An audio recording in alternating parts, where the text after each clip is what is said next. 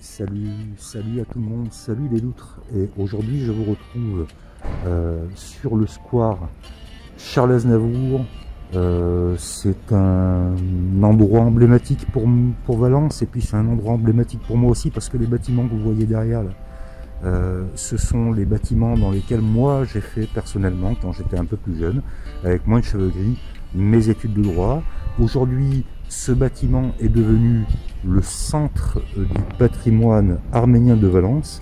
Je ne pouvais pas faire cette vidéo sans évoquer en cette journée l'extraordinaire et très malheureuse aventure du peuple arménien et de cette triste journée qui évoque son génocide. Donc on va allier deux choses aujourd'hui. On va allier le côté historique, malheureusement très triste, comme on le comprendra tous, et puis la modernité avec, j'ai nommé le 125 Yosung Bobber, parce que ça fait un petit moment effectivement que je souhaite vous en parler. Aujourd'hui je vous en parle, pourquoi? Parce que j'aurais aimé qu'il y ait plus de soleil, il n'y en a pas. Ça fait 8 mois maintenant que j'ai cette bécane et j'en suis à son 3e moteur. Alors pourquoi j'ai attendu? Tout simplement parce que j'aurais voulu finir le rodage et puis commencer à vous la présenter lorsqu'elle commence à développer un maximum de sa capacité, avec un moteur qui est à l'aise, avec une capacité mécanique qui est inhérente à cette bécane, parce que vous allez voir, je vais pas être facile avec elle, mais n'empêche que la partie mécanique est quand même plutôt pas mal. Bon, problème, c'est que c'est le 3e moteur, donc ça veut dire que ça fait 8 mois que je suis en rodage en fait. C'est plutôt désarmant, c'est plutôt alarmant quand on veut lancer une production sur une bécane qui est quand même à 4290 €, prix d'achat. On essaye d'éviter qu'elle soit constamment en panne. 3e moteur pour la Yosung. J'en suis toujours super content, mais je vais pas la garder, que les choses soient claires. Je vais la vendre, et je vais la vendre en indiquant clairement à l'acheteur tous les problèmes que j'ai eu avec. Donc c'est, comme je le disais sur le blog, une bécane qui pour moi aujourd'hui est un véritable crève-cœur. C'est-à-dire que c'est une bécane qui a tout d'une grande, mais il manque quand même pas mal de qualité et de fiabilité. On va voir ça ensemble. Alors j'en profite quand même, je vous montre ce lieu magnifique, voilà, qui est le square Charles Aznavour, avec le centre du patrimoine arménien. Voilà, c'est un lieu qui est superbe dans le centre de Valence, et c'est un lieu qui se prêtait merveilleusement bien aujourd'hui à mettre en avant notre petite 125 Bobber GV de la marque Yosung. Allez, très rapidement, on va faire un petit tour d'ensemble. Alors on en a parlé effectivement, Yosung a développé plusieurs modèles qui sont très connus. Je vous rappelle la Comète, dont tout le monde parle, il suffit d'aller sur internet. Mais aujourd'hui ce qui nous intéresse, c'est le 125 Bobber GV. Alors elle est sale, vous l'aurez remarqué, mais elle est sale pourquoi? Parce que je l'utilise tous les jours, absolument tous les jours. Donc c'est une moto avec laquelle je roule constamment. Alors qu'est-ce qu'on va pouvoir dire sur cette moto? La première approche elle était plutôt très agréable. C'est-à-dire que pour les grands gabarits, pour les gens qui font 1m90 comme moi, avoir une moto qui a un minimum de standing, large, des gros pneus bien épais, une belle assise, ça met tout en valeur. Aujourd'hui effectivement c'est très rare de trouver sur ces segments là une moto qui a ce gabarit là, et puis je vous le donne en mille quand même, un double cylindre en V, ça ne rigole pas. C'est-à-dire que lorsque vous croisez aujourd'hui les motards sur la route, la semaine dernière je me suis encore fait plaisir à faire un peu de route pour roder le moteur, on va pas y revenir dessus, mais tous les motards vous saluent de la main, donc personne ne distingue, personne ne se rend compte que vous êtes sur une petite cylindrée. Tout le monde croit que on est effectivement sur une bécane qui à tout d'une grande. Les problèmes commencent à venir lorsque vous commencez à rouler. C'est une bécane qui n'aime pas l'extérieur. Visiblement, c'est une 125 d'intérieur. Alors pourquoi je dis ça? Tout simplement parce que ce petit short, mon short fétiche, qui est toujours sur la selle. Alors pourquoi il est là? Tout simplement parce que la selle n'est pas étanche. Elle est constamment mouillée, donc constamment, en permanence. Alors ça fait partie des petits problèmes effectivement dont on se passerait bien, mais qui sont pas non plus totalement rédhibitoires. La preuve, vous faites comme moi, vous achetez un short que vous mettez constamment dessus.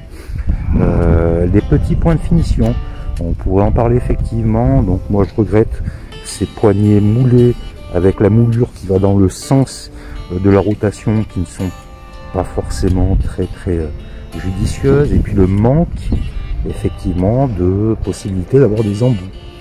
Pour ceux qui aiment avoir les rétroviseurs en bout de guidon, ça ne sera pas possible si ce n'est à bricoler, donc à couper et ajouter des éléments. Ce qu'on regrette aussi, moi ce que je regarde particulièrement, parce que j'ai eu le problème sur mes anciennes nouvelles, donc ça c'est typiquement chez tous les concessionnaires asiatiques, entre guillemets, sachant que là on est sur une marque coréenne, pas du tout sur une marque chinoise, mais c'est cette tendeur de roue arrière. Ça fait cheap. Voilà. Il n'y a pas d'autre mot, c'est pas bon. Pour moi, c'est pas bon. Ce que j'ai bien aimé, c'est le thermolacage sur la plupart de la boulonnerie. Ça, c'est un truc qui me fait vraiment plaisir parce que ça dénote d'une certaine qualité. Vous le voyez ici, hein, mais vous le voyez également là. Donc, on voit qu'il y a eu un soin tout particulièrement porté sur ces éléments-là et qu'on ne retrouve sur pas beaucoup de bécanes. Vous voyez que je ne l'ai pas nettoyé parce que je roule avec, comme je vous le dis. Hier encore, j'étais en train de faire des baroudes en ville, en campagne. Donc c'est une moto qui tient bien ça. Mais voilà, on va se rendre compte au fur et à mesure des kilomètres que... pardonnez-moi, allez, hop, on fait un petit plan, voilà, que la belle a des défauts. Voilà, on voit ce gainage, hein. On voit ce gainage qui aujourd'hui est totalement écrasé et qui là commence à être sérieusement entamé. Voilà, donc ça, elle a 3 moteurs, pardon, elle a 8 mois la bécane. Donc on voit des petits éléments comme ça qui sont pas forcément très sympas à 4290 €.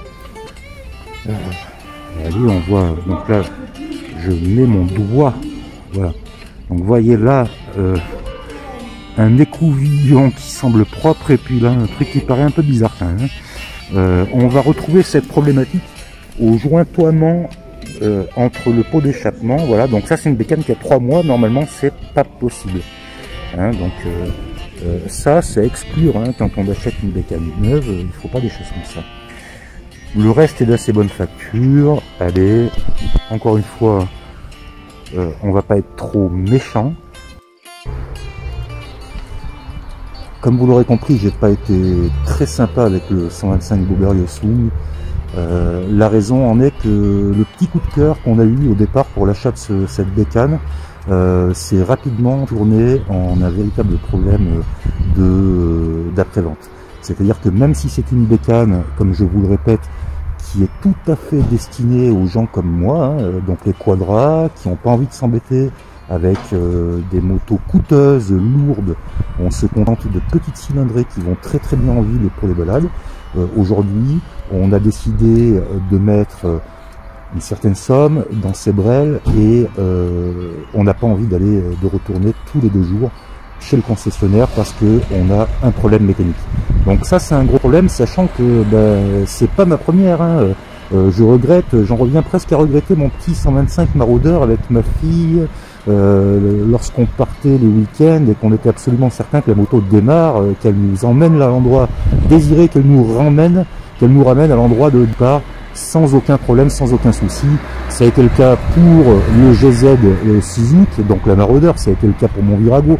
Ça a été le cas pour pas mal de mes brels, donc des petites bécanes qu'on trouve aisément aujourd'hui à 1000 balles, 1250 balles sur le bon coin et qui vont vous tenir pas loin de 20 000 km sans aucun souci.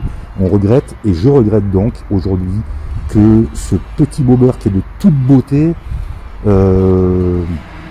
soit si peu fiable. Pour 4490 €, encore je le répète, c'est un peu dommage. Maintenant, vous faites votre choix. Moi, je vous dis ce qu'il en est. C'est une moto que je ne vais personnellement pas garder. C'est une moto que je ne conseille pas à l'achat. Alors, je vous invite peut-être à aller sur le Bon Coin et puis à vous renseigner sur des brels qui auraient dépassé les 4000 ou 5000 km, parce que je pense que si elles dépassent les 4000 ou 5000 km, peut-être que vous êtes tombé sur un modèle fiable. La mienne, visiblement, elle ne veut pas y arriver. Hein. Donc, je suis à 3600 km, 3 moteurs. Je pense qu'on va s'arrêter là. Allez, je vous ferai la prochaine session de mon petit test en mode roulage, puisque là on n'a que la partie des agréments, la partie cycle, la partie esthétique, la partie bruit que j'adore, hein. Mais on n'a pas parlé du roulage. Alors ça va venir dans la prochaine vidéo.